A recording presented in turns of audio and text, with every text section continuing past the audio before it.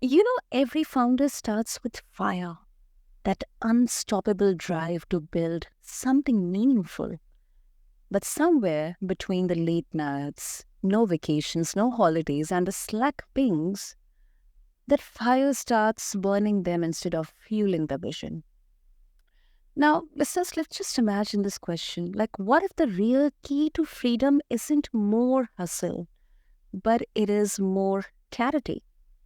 Today, on this episode of the BizBlend podcast with your host Sana, that's me, we are diving into what happens when chaos meets structure. When a founder finally finds their operational counterpart who can turn big vision into daily momentum. Listeners, joining me is Brandon Moon, co-founder and COO of TD Pine Advisors. He is a man who doesn't just talk systems, listeners. He builds them. Now, Brandon helps founders trade burnout for clarity, structure for scale, and chaos for sanity. So, on this episode today, listeners, let's unpack what it really takes to build a business that runs and thrives without running you into the ground. So, Brandon, welcome to the show, and I'm really super excited for this discussion. Thank you. I'm very happy to be here. Thank you for having me. Okay. Brandon, let's start with first understanding the chaos trap, or kind of just assessing the status quo here. Now here exactly is where the most founders live, like in the weeds. What are the top three operational bottlenecks that you see killing scalability for founder-led companies or startups? Yeah, top three. I would definitely go first to owner dependency. The owner a lot of times feels that they have to wear all the hats, and a lot of times as they've grown their business, they have had to wear all the hats, and it's been difficult for them to decide which hats to relinquish or which hats to provide to somebody else or hire somebody to take over certain parts of the business. And once that can be unpacked, it can make a world of a difference. And I have that in my experience going through, thinking that I had to solve all the problems to finally hiring a COO and becoming the CEO in my past business. Actually made a world of a difference. We grew 60% organically in 1 year after about a 10 or 15% year-over-year growth. And it was really because that person could fight the fires, and I could focus on where the business was going strategically. And so that would be the first thing, is understanding where the founder wants to be focusing their time, and then knowing that it's okay to bring in other experts to handle the other operational tasks to help the business grow. The other thing would be, second one would be systems. I would definitely say is, if you're still running your business off of spreadsheets and the inefficient ways of running your business, systems are a huge contributor on whether the business is going to be able to scale or not. If you don't have the systems to be able to do things efficiently, have the right information in the decision maker's hands, then it's going to really limit growth. And then after that, focusing on really the free cash flow, to make sure that the profit margin is driving the business, not the revenue. So much is focused on increasing sales, but at the bottom line is really where the efficiencies are, and to determine whether the business is running efficiently or not. I have so many questions, Brandon. But before that, something that today I was actually thinking of asking. I thought, okay, let's get onto the podcast and let's try to understand what's happening at the other end of the world. Now, we are recording this episode, listeners, on 21st October. And we are right now, as you know, Brandon, we are right now seeing a huge outage out there. And that is something where many of, especially it could be the tech-focused startups or, founder-led companies who are completely dependent on that. Now, in such scenarios, um, how would a CEO play a role in there? Like, it could be a vague question, but I would just love to know your opinion or maybe your view on this. Yeah. And, this goes back to, when you're the founder and you're trying to fight all the fires, you're really not fighting any of them efficiently. You're not fighting any of them. You're just putting them out, right? And a lot of times they're still smoldering. And so as you focus on all of the external pressures that are thrown upon you, and you're reacting to all of these things, then you're not able to efficiently do what is needed to make sure that that fire doesn't swell up again. And I think that that's really where the COO mindset comes in is now instead of just putting that one out to go, reactively go address the next fire, you're proactively thinking about your business and preventing the fires from happening. And that's really where the COO's value is that they're holistically looking at your operations and determining where the next potential fire could be and putting the systems in place or addressing that fire before it happens. And that is the big change in having that mindset is because there's so many founders that are still in that reactive mode. And if you're always in the reactive mode, you're never going to get to a place where the business can scale and begin to grow in an efficient manner. Understood. That really makes sense, Brandon. I think it's a very, very crucial point. And another question which, I think listeners, they can, take away is like, at what point should a founder hire their first real operator? And how do they know they're actually ready to trust that person with their vision? Like, if we can give example from your own journey. Yeah, I'll give you a story of kind of how I got into this. So my background's engineering. I went back for my MBA. I was in the corporate life for 10 years. And then, my grandfather had started a sensor manufacturer. So they did temperature sensors. They started in the 80s. And he'd often confided in me that, he was the business. All the customers would call him. All the employees would go to him with all the questions. He was, he'd been doing it for 30 years. And so putting out the fires was easy. But the business couldn't transcend him. It was very dependent on him. He was the decision maker, all of that good stuff. And so in 2014, I said, okay, well, I will, leave the corporate life and I'll help you retire. And so I bring in the experience of working in the chemical plant. I worked in chemical plants. I was a oil and gas consultant for a few years. And so saw, how to look at the corporate structure as well as, how to fight fires. Because in reality, when I was in the chemical plants, that's really what we did. Whenever equipment failed, you had to find the quickest way of getting the equipment back up and running. And so ultimately, I helped my grandfather retire. So it took about 3 or 4 years. He got the confidence that, as we were fighting the external pressures of there was an oil and gas downturn. We figured out that we needed to diversify. So we got into food and beverage, medical, power generation, a bunch of other industries that allowed us to weather a lot of those storms a lot easier. And at the end of the day, what just happened though was that the hat just changed from him to me. So now I was the person who all the employees would come to when there was questions. All the customers would come to me when there's any kind of product development or any problems with orders, all of those things, right?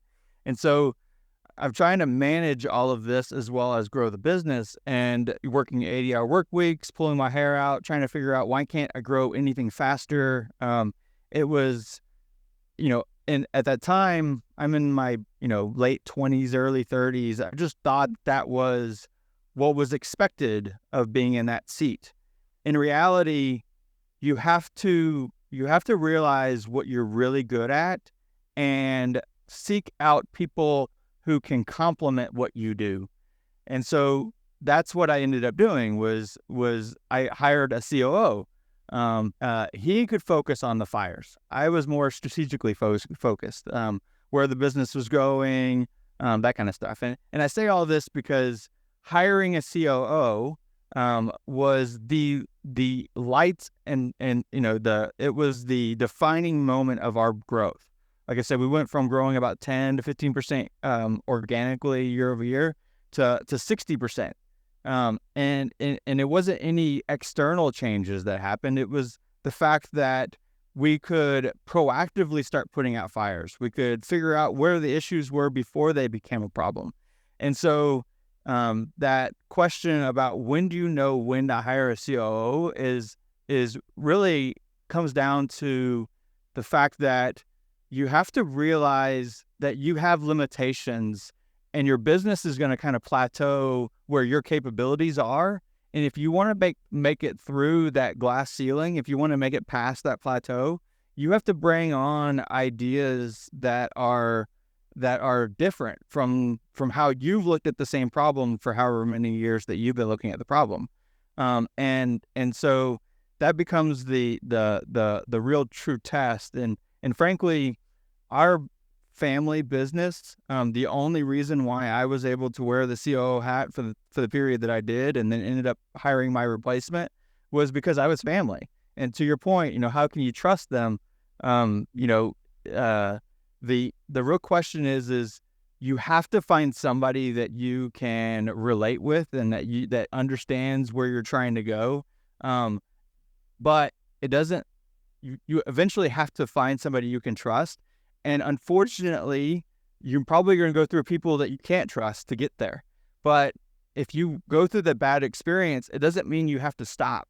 You have to figure out how to ask the right interview questions, how to make sure that person's a good cultural fit, how that person is going to create the culture that you're wanting, because the COO is going to have a huge impact on the culture. And so you have to understand where, when they start taking the reins, are they going to take the reins in the direction that you want them to?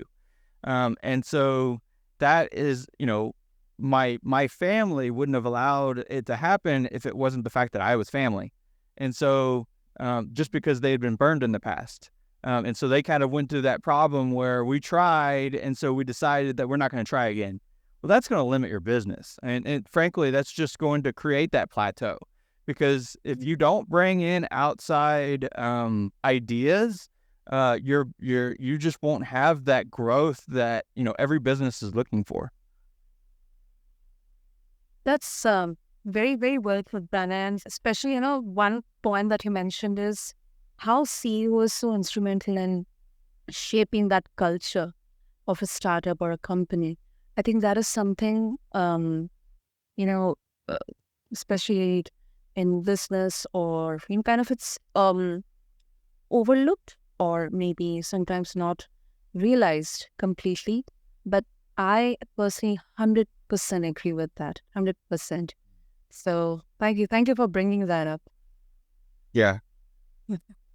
And now shifting to something very interesting. The freedom metric. You talk a lot about founder freedom. We got a bit of glimpse of that in the beginning of the conversation. So what does that actually look like when it's working, Brandon? Like, how does a founder know that they have achieved that freedom? They're able to take a vacation. There's so many business owners. It's almost like they wear the badge, right? That they're in the daily grind, and that's where they find their joy. But it has a shelf life, and 100% of business owners are going to exit their business someday. It's a fact. And a lot of times we feel like we have a successful business, but in reality, we have a job. Because a lot of times the founder is the one who's doing all of the things. And so for our clients, we always tell them the true test on whether you have a marketable business or a business that's going to transcend you is that you're able to take a month vacation, a 2-month vacation, a 6-month vacation.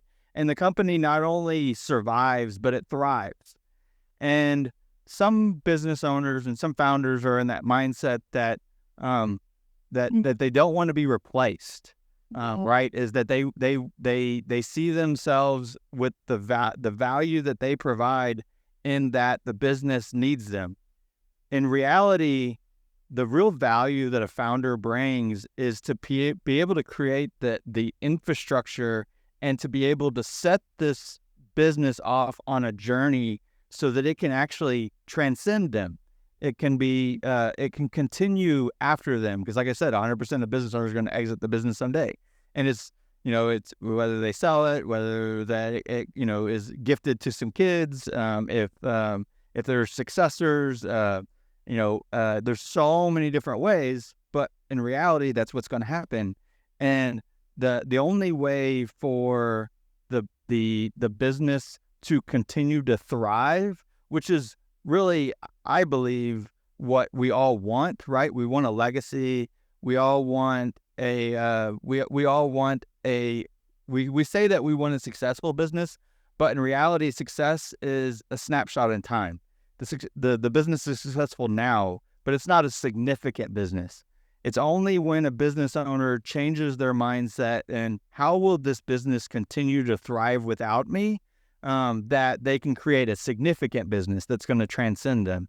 And so the true test becomes, can you take a vacation? Can you walk away from the business and the right people are making the right decisions? The buyers are buying the right products. The sellers are they're out there getting deals. Can all of these things happen without you orchestrating it all? Exactly. I couldn't agree more with that. And Brandon, with this, one quick question comes to my mind. Now we are talking about personal branding. Like many big brands, companies, they are like synonymous with a single person. Apple, Steve Jobs, Amazon, Jeff Bezos.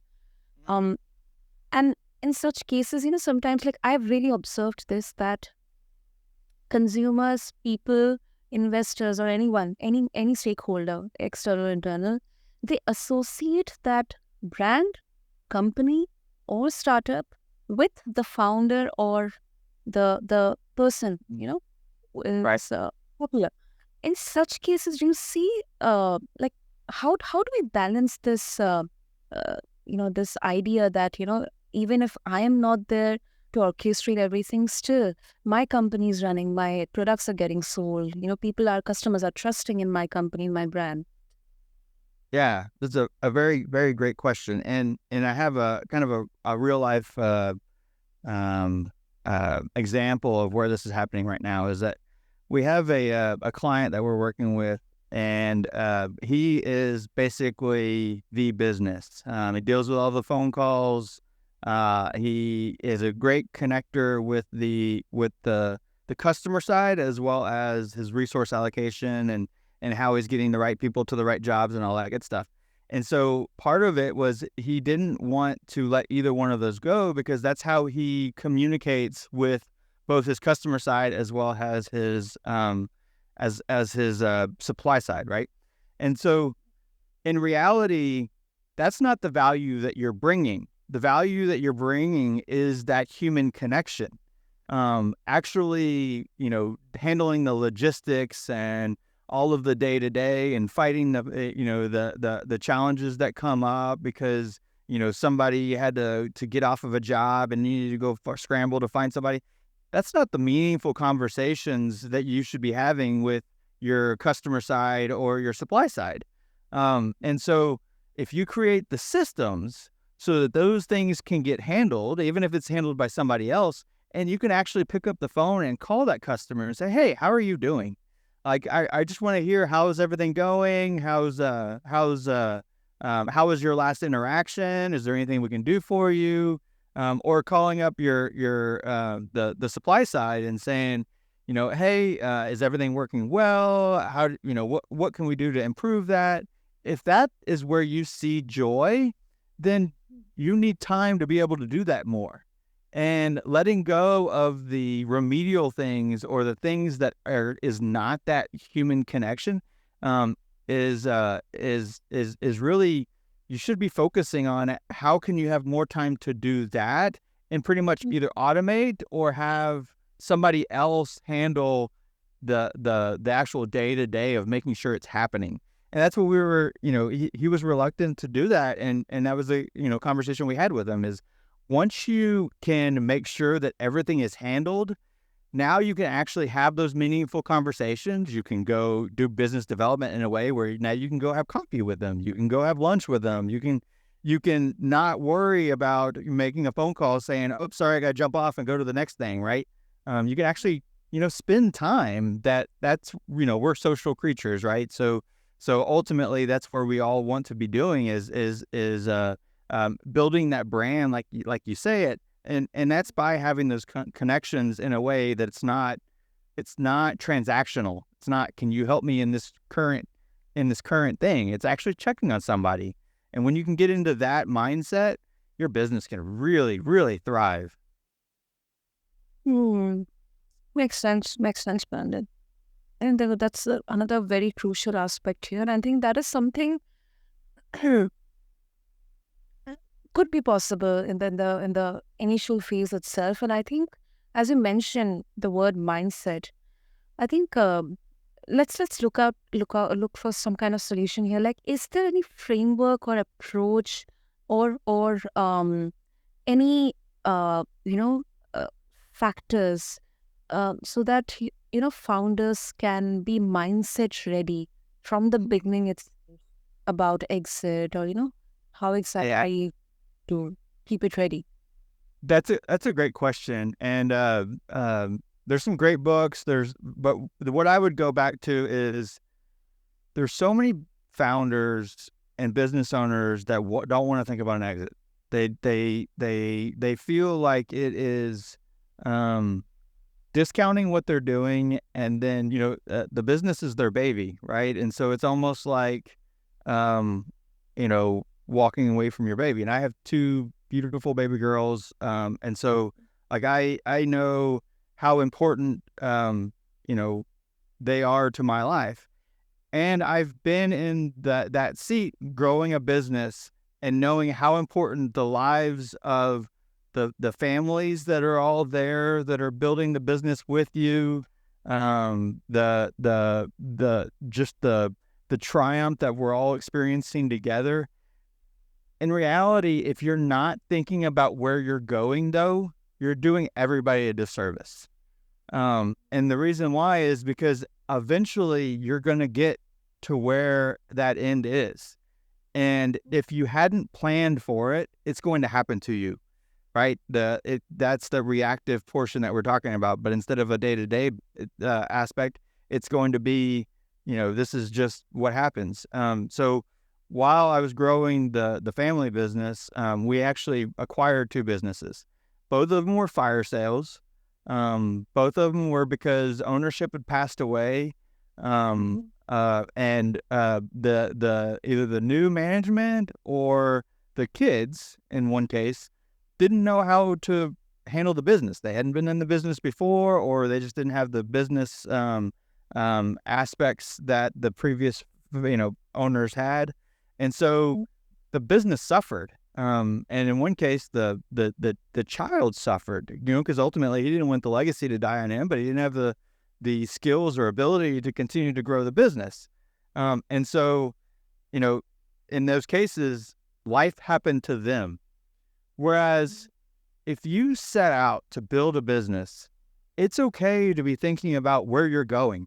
Anytime that you go on a trip, you want to know where the end is, right? You want to know what the journey looks like, but then also, what does finished look like? Do I get back home, or do I stay out in the woods somewhere? And so if you set out with a business plan, I'm going to create this business, you should have an exit plan in there. Like, why are you building the business? Is it to create a legacy? Is it to gift it to the kids? Is it to sell to a third party? Each one of these potential exits is going to create a different path. And just because you created the business to go one path doesn't mean that you can't pivot to another path. But what is really, really hard is when a business owner is in their 60s or 70s and they decide, you know what, I don't have any more energy and I need to exit. Because when they're in that mindset, they don't realize that their business isn't where somebody can take it from here. It has to have preparation, right? Because a lot of times it's in their head, or it's tribal knowledge. And so how to run the business isn't processed and proceduralized. It's on them. And a lot of times when you make that decision when you're in 60s and 70s, you don't have the energy to put back into the business to create a sellable asset. Yeah. Right. Absolutely. Absolutely. But I think that clarity, I think it's not just operational. I think it's very emotional. I think, and you also used a brilliant analogy here, like parallel the parenting. I think it's it's such an obvious thing. Like, this is something that I've really listened to so many young founders coming on BizBlend to talk about that. How much parallel is there between parenting and starting something of their own from the scratch, creating a company, startup. So that is something very important. And before we wrap up, Brandon, another, I think, very important question is, when private equity or investors look at a founder-led business, are they exactly really evaluating, beyond the P&L or the numbers, the revenue? Right. Mm-hmm. Yeah. So and it's funny, we were working with a client, and we usually start with evaluation. My business partner is a CFA, and so he handles the finance side, where he actually worked in private equity for 4 years. He was in investment banking for 10 plus years before that, and so he brings that side of the business focus to our partnership.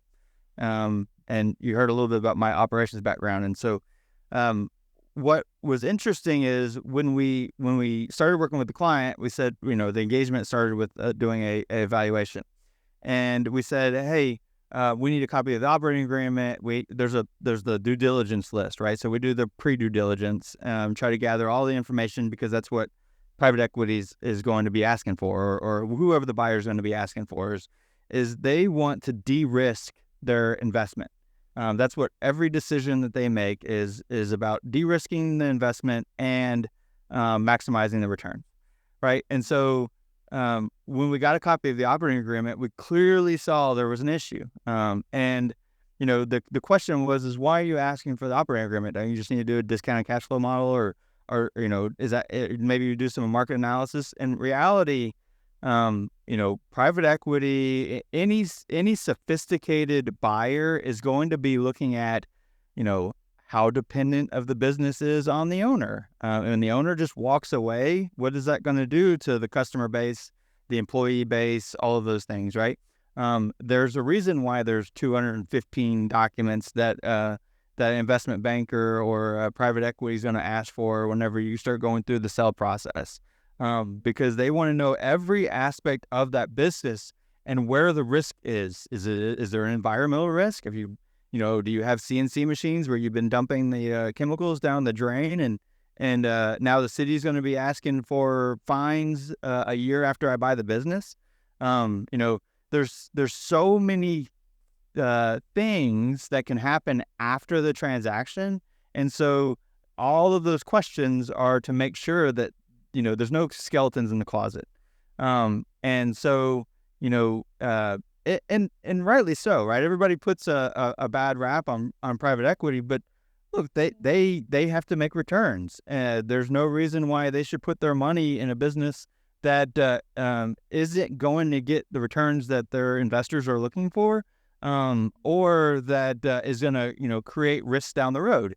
And so that I would say that it is much, much more than just the P&Ls and balance sheet and all the financials.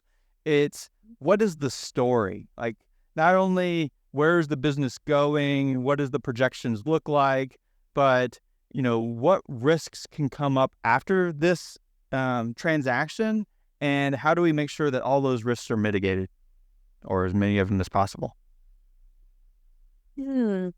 That's fascinating, Brandon.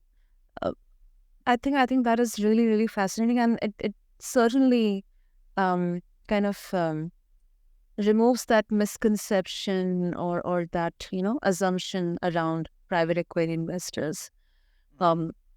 So before we wrap up, of course, if listeners, especially all the founders or the business owners who are listening to this, if they would like to connect with you, Brandon, what would be the easiest way? Easiest way, I love LinkedIn, definitely all over LinkedIn.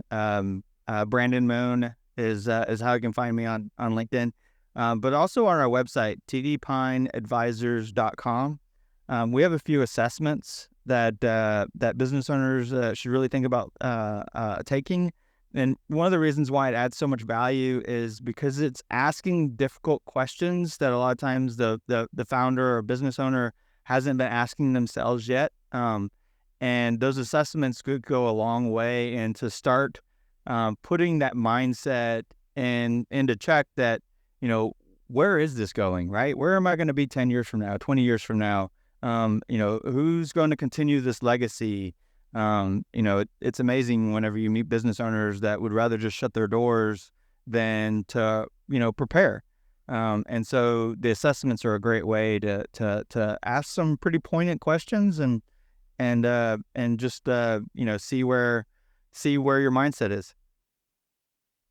Yeah, of course, and I think listeners, there are certainly many important lessons, many important takeaways that we can take. I think maybe the real measure of success isn't how much you grow, but how well your business can grow without you. I think Brand rightfully reminded us that freedom and value are two sides of the same coin. Like a founder's vision, it sets the destination, but it is the COO who builds the vehicle, aligning people, building culture, processes, profit, so the business becomes truly transferable. So, to every founder listening, clarity isn't just about knowing your next move. It is about designing a business that keeps moving, even when you finally take a breath. And Brandon, thank you so much. This was such a much needed conversation. Thank you. Thank you. Thank you for having me. So, listeners, this is BizBlend, and I'm your host, Sana. Until next time, keep blending purpose with performance. And remember, clarity always compounds. Thank you.